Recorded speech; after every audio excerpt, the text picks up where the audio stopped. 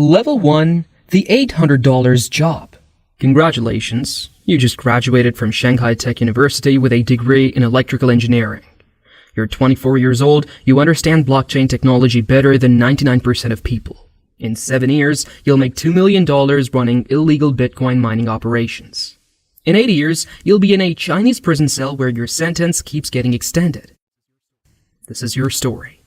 You'll land a job at a data center in Shenzhen. $800 per month.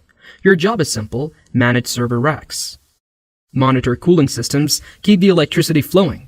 You work 12-hour shifts in a freezing room that hums like a jet engine. Your hands are always cold. Your ears ring from the noise. You eat instant noodles for every meal. But you notice something. The data center uses insane amounts of power. Megawatts. That's when you learn about Bitcoin mining.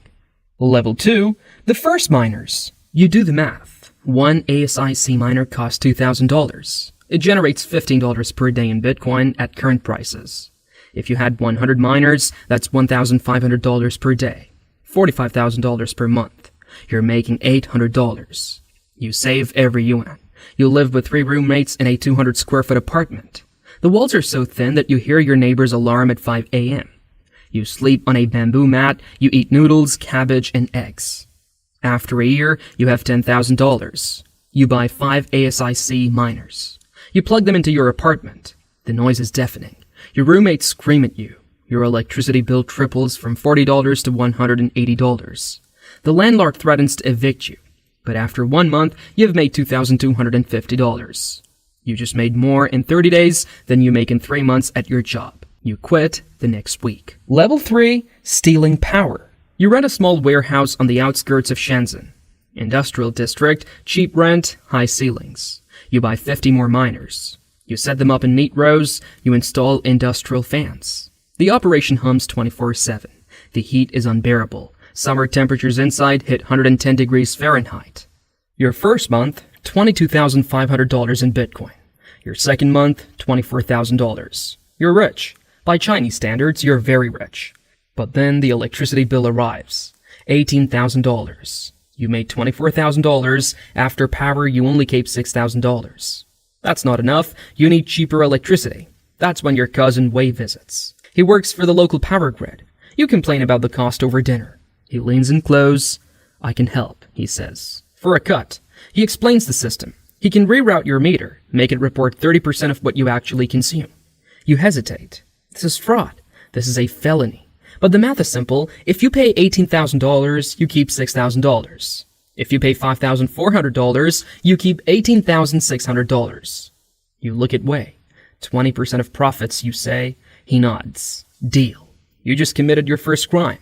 Level 4, expansion.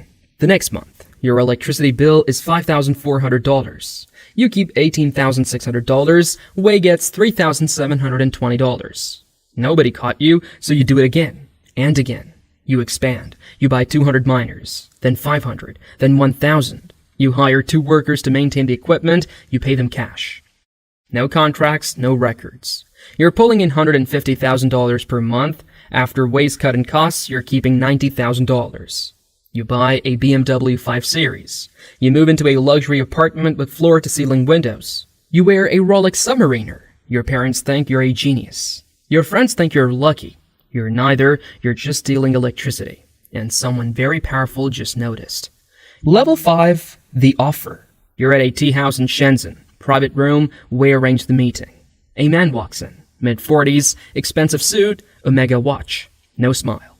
He sits down. He slides a folder across the table. Inside are photos of your warehouse.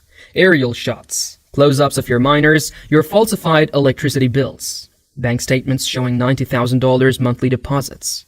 You've been busy, the man says. Your stomach drops. I'm not here to arrest you, he continues. I'm here to make you an offer. He works for an organization, not a gang. Something bigger. A network of party officials, businessmen, and regional power brokers who control entire industries. You're small time, the man says, but you're smart. We need someone like you, he explains. China just banned cryptocurrency mining in September 2021, but the ban created opportunity. Bitcoin mining didn't stop, it just went underground. The organization controls power plants in rural provinces, coal plants in Inner Mongolia, hydroelectric dams in Yunnan. They need someone to manage operations. Someone who understands the technology, someone who's already proven they're willing to break rules. We're offering you a partnership, he says. You run the farms, we provide power, protection, and political cover. What's the split? 60 to 40. We take 60, you take 40. You want to negotiate, but the folder reminds you you don't have leverage. Okay, you say. You just became a state-sponsored criminal. Level 6, the Kingdom. Within a week, you're on a train to Inner Mongolia. You arrive at a facility that looks like a military base. Concrete walls, barbed wire, guard towers, armed security, inside are 10,000 ASIC miners, all running, all hidden. This is your new kingdom. The first facility generates $450,000 per month in Bitcoin. After the 60-40 split, you keep $180,000. But there are problems, constant problems. The cooling systems fail when temperatures hit 100 degrees Fahrenheit outside. Miners overheat.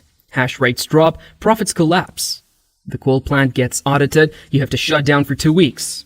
You lose $225,000, local officials start asking questions. The organization pays them off, $50,000 here, $100,000 there. You learn quickly. Mining isn't about hardware, it's about logistics, bribes, and risk management. You hire a team. Engineers, electricians, guards. You're running a corporation, except it's completely illegal and you could be executed if the wrong person finds out. Level 7, protected. 6 months later, the organization gives you a second facility. Yunnan province. Hydroelectric power, even cheaper.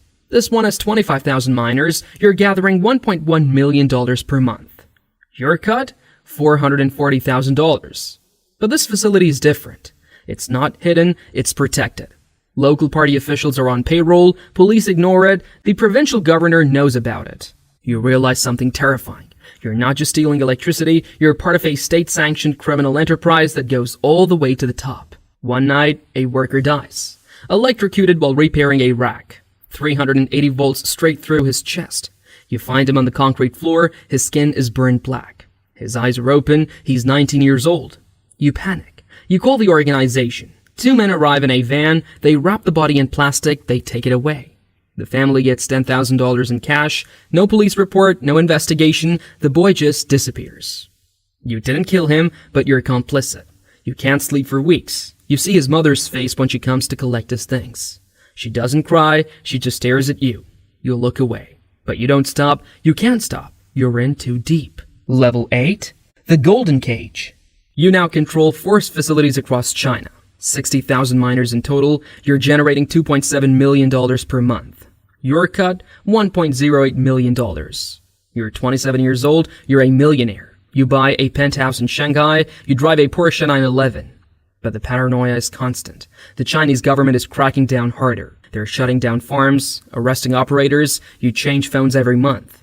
You use Signal with disappearing messages. You never discuss business in public, you also can't leave China. Your passport is flagged, if you try to board an international flight, you'll be detained. You have everything, but you're trapped in a golden cage. Level 9, the Sacrifice. Then you get a message.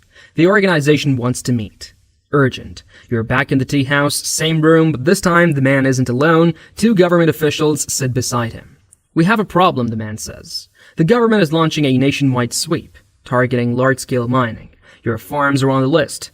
Your blood goes cold. We need to shut down, he says, temporarily. For how long? 6 months. Maybe a year. You have overhead, employees, debts. If you shut down, you'll lose everything, but the man isn't asking, he's telling you. Then the official speaks. We need you to take the fall, they explain. The government needs a scapegoat, someone to arrest. If you cooperate, you'll serve 18 months. Light sentence, comfortable prison. If you refuse, they'll charge you with everything. Energy theft, tax evasion, money laundering, 15 years minimum. Maybe execution. Your partners will walk free. You'll rot in prison. We'll take care of your family, the man says. They'll get $10,000 per month while you're inside. You nod. Okay.